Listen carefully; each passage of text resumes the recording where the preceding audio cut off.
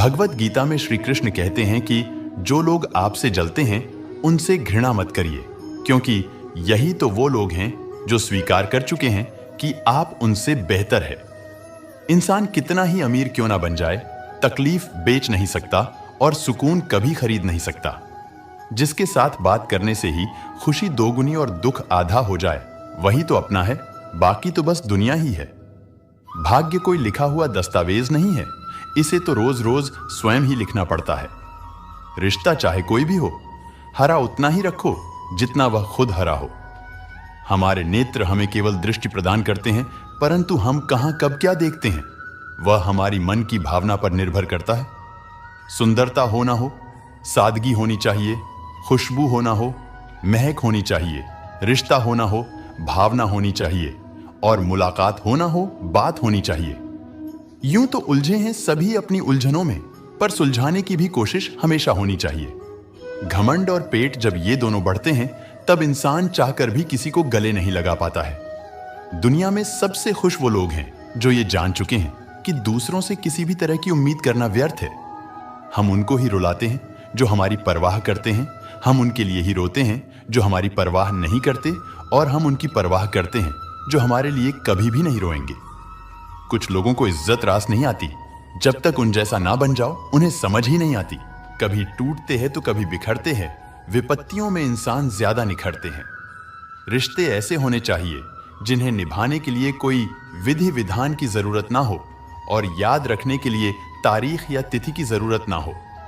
मन ऐसा रखो कि किसी को बुरा न लगे, दिल ऐसा रखो कि किसी को दुखी न करे, रिश्ता ऐसा रखो कि उसका अंत न हो।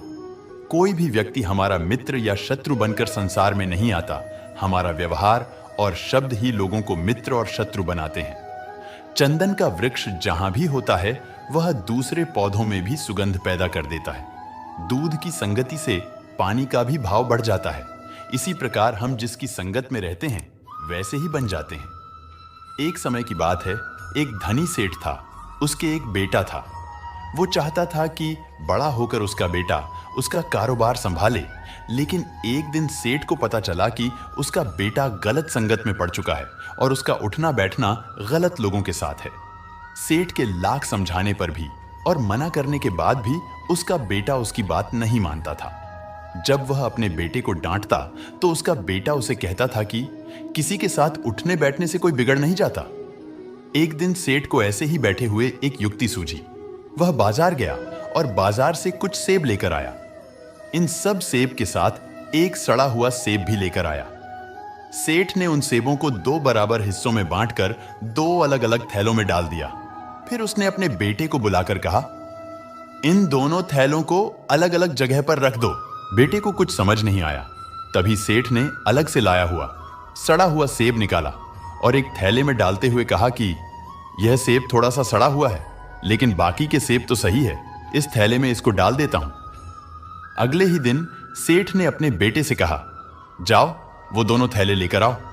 बेटा सेब का एक थैला तो आराम से लेकर आ गया, लेकिन जब दूसरा लाने गया तो उसे बदबू आने लगी। उसने देखा कि सड़े सेब वाले ठेले के बाकी सेब सड़ने की बदबू आ रही है। सेठ ने कहा कि जिस तरह एक सड़ा हुआ सेब बाकियों को भी सड़ा देता है, उसी तरह बुरी संगति का एक इंसान बाकी के लोगों की भी संगति बिगाड़ देता है। जिंदगी में एक ही नियम रखो, सीधा बोलो, सच बोलो, और मुंह पर बोलो। जो अपने होंगे वो समझ जाएंगे, और जो नाम के होंगे वो दूर हो जाएंगे। तन जितना घूमता रहे उतना स्वस्थ रहता है, और मन जितना स्थिर रहे उतना ही स्वस्थ रहता है। क्रोध और आंधी दोनों बराबर हैं। शांत होने के बाद पता चलता है कि नुकसान कितना हुआ। अपने से ऊपर वालों को देखो तो लगता है कुछ भी नहीं है हमारे पास। अपने से नीचे वालों को देखो तो लगता है बहुत कुछ है हमारे पास। जिंदगी में जो मिला है उससे कभी उदास ना हो, क्योंकि भगवान ने हमारे लिए वही चुना है जो हमारे लिए खास है। श्री कृष्ण कहते हैं, खेल तो चलता ही रहेगा, सवाल यही है कि जीवन तुमसे खेल रहा है या तुम जीवन से है। बात इतनी मधुर रखो कि कभी वापस लेनी पड़े तो खुद को कड़वी ना लगे। किसी से ज्यादा नाराज होने से बेहतर है आप अपने जीवन में उसकी अहमियत ही कम कर दो। इंसान की आर्थिक स्थिति कितनी ही अच्छी क्यों ना हो, जीवन का सही आनंद लेने के लिए उसकी मानसिक स्थिति भी अच्छी होनी चाहिए। किसी से बदला लेने में समय व्यर्थ ना करें, क्योंकि जो आपको चोट पहुंचाते हैं वो अपने कर्म का स्वयं सामना करेंगे। जो व्यक्ति जितना अधिक शांत होता है वह उतनी ही गहराई से अपनी बुद्धि का प्रयोग करता है। श्री कृष्ण कहते हैं, सही वक्त में पिए गए कड़वे घूंट हमारे जीवन को मीठा कर जाते हैं। रिश्ते हो या रास्ते, जब तक ठोकर नहीं लगती तब तक सही गलत का ज्ञान नहीं हो पाता।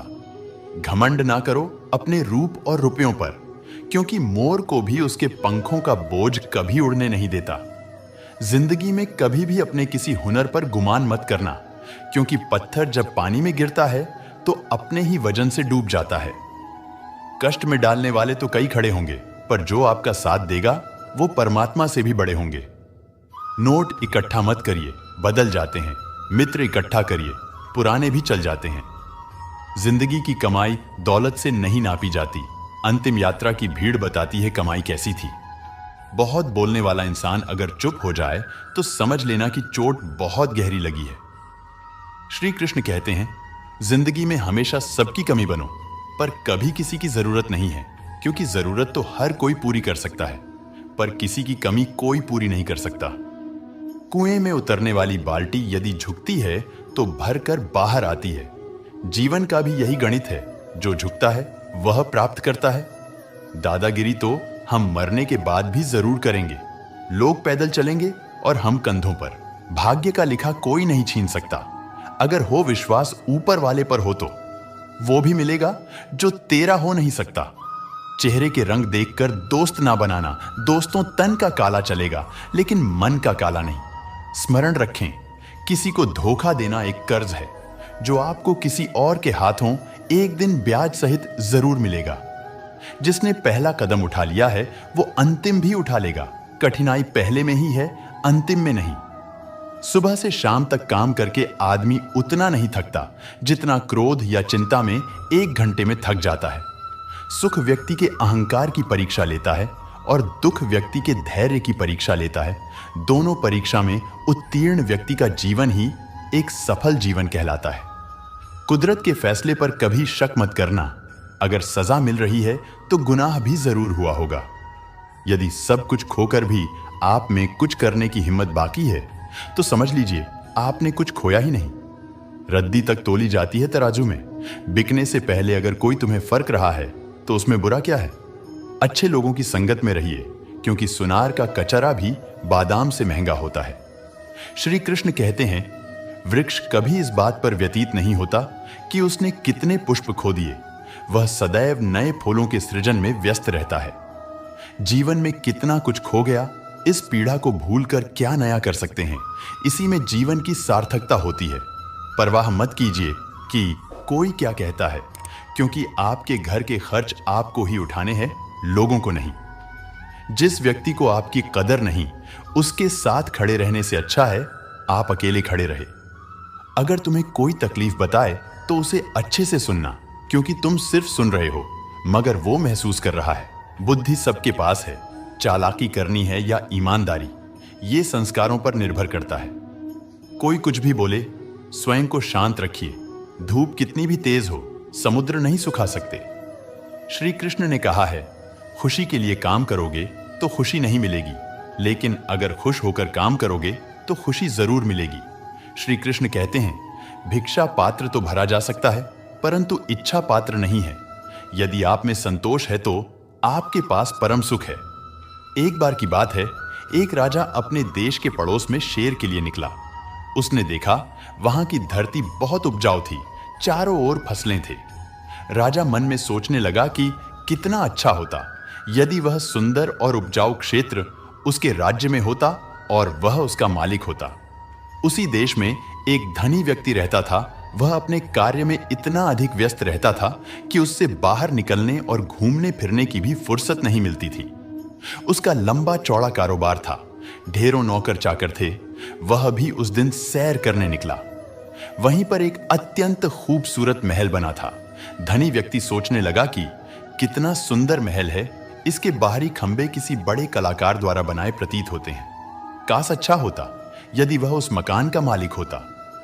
उस महल में एक सुंदर राजकुमारी रहती थी। उस दिन वह महल की खिड़की पर खड़ी हुई थी।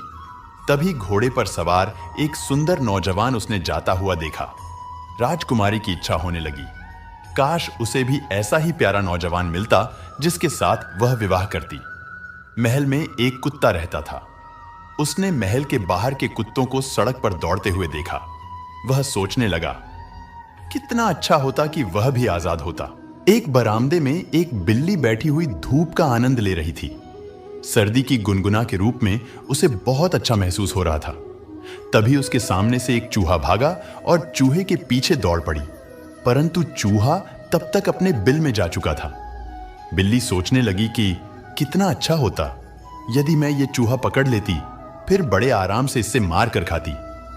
चूहा बील में से निकलकर रसोई की तरफ चला गया है। वहां एक बर्तन में बहुत सारी मिठाइयां थी। चूहा मिठाई देखकर सोचने लगा, काश जी भरकर मिठाई खाने को मिलती है। एक दिन ईश्वर ने उनकी सुनी और ये सोचा कि ये 6 लोग कुछ मांग रहे हैं, इनकी इच्छाएं पूरी करनी चाहिए। तो उन सभी की इच्छाएं पूरी कर दी गई। कुछ दिन बाद जब भगवान उनके पास में आते हैं तो भगवान देख कर के चौंक जाते हैं कि उनकी तो और भी इच्छाएं जन्म ले चुकी हैं। राजा अधिक शक्तिशाली बनने के लिए किसी नए प्रदेश को अपने राज्य में मिलाना चाहता था। धनी व्यक्ति अधिक दौलत कमाकर अनेक नए भवनों का मालिक बनना चाहता था। राजकुमारी विवाह के पश्चात अपने पति व भविष्य में होने वाले बच्चे के संबंध में ढेरों इच्छाएं रखने लगी। कुत्ता बाहर जाकर परेशान था। वह अपने मालिक के पास वापस जाना चाहता था। बिल्ली और अधिक चूहे खाना चाहती थी। केवल एक चूहा था जो बिल्ली की इच्छा के कारण बिल्ली के पेट में जा चुका था। मृत्यु के कारण चूहे की इच्छाएं समाप्त हो गईं। भगवान ने यह मान लिया कि हर जीवित प्राणी की अंतिम इच्छाएं जन्म लेती रहती है और वह तब तक समाप्त नहीं होती जब तक उनकी मृत्यु नहीं हो जाती। तो प्रिय दर्शकों, इस वीडियो का कौन सा पार्ट आपको अच्छी लगी कमेंट बॉक्स में जरूर बताएं और साथ ही हमारे चैनल को आप सब्सक्राइब कर दें।